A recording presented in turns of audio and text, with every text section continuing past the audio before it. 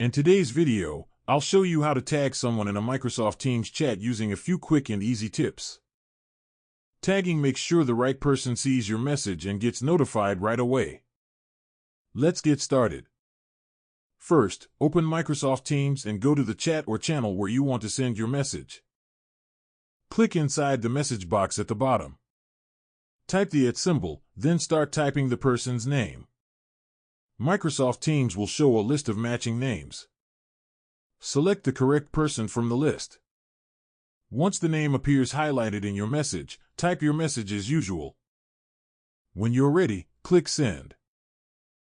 The person you tagged will receive a notification letting them know they were mentioned. You can also tag multiple people in the same message by repeating the @ symbol and selecting additional names.